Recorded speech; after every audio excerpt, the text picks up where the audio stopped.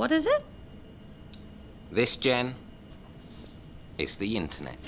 Does anyone actually remember when Graham Linehan was last funny, or is that a memory lost to history, like Bustles, or Snake Oil, or the ZX81, or... I'm not Razor Fist, but this is That Was the Geek That Was. God fucking speed. So why bring up Linehan? Why bring up Glinner, as he's called on Twitter? Because the guy is a giant asshole. Since the whole Gamergate thing started, he has just been a shit to his fans. And this from a guy who, as you see in that clip, has Jen in the IT crowd, who is the stereotypical clueless woman in tech. And a man who has done edgy comedy, who has pushed at the Catholic Church and various other powers that be and so on in his comedy, and yet somehow he's pro-censorship and so on when it comes to computer games.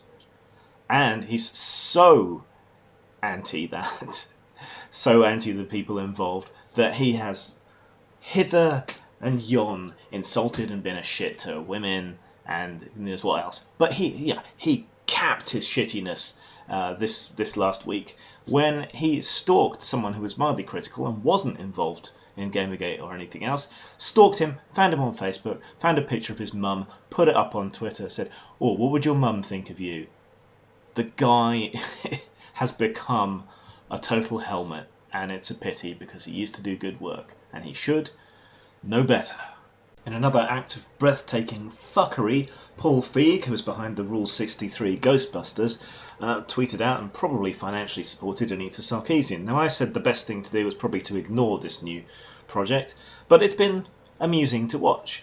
The Amazing Atheist set up a fundraiser in competition with hers to actually help women in a meaningful way, and that's doing about as good, maybe a bit better, maybe a little bit less. I haven't checked up on it recently. But what's interesting is that the donations to Feminist Frequency have largely been large donations from individual people, rather than the kind of crowd support that's gone into the Amazing Atheists fundraiser.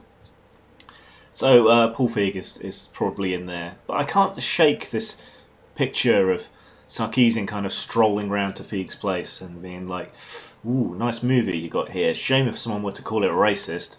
A D&D club in New Zealand is in the news for banishing sexism from the gaming table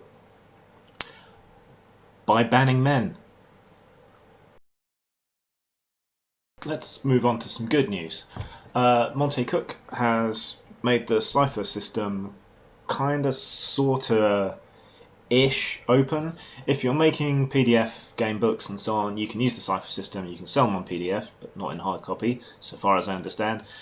Put them up on one bookshelf, that's Drive-Thru RPG and RPG Now, though be careful, they can be a bit censorious. And sell it through there, and the Cypher people get their cut of the sales through the site without you having to particularly worry about it or do anything. So quite appealing. The Cypher system is a good one. If you mostly sell through PDFs, and that's increasingly the way the market's going, even more than it has been before, then this is a good bet. So yeah, if you've got an idea for a game, you like the Cypher system, as used in Numenera and various other things, fucking go for it.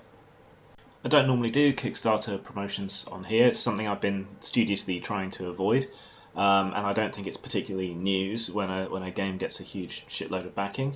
But I'm going to make an exception. Unknown Armies is up on Kickstarter being funded. It's a sort of modern magic conspiracy weirdness thing about broken people using their brokenness to do magic, which appeals for obvious reasons. It's a good game. It was somewhat lauded by critics in the past, but never quite peaked into the big time.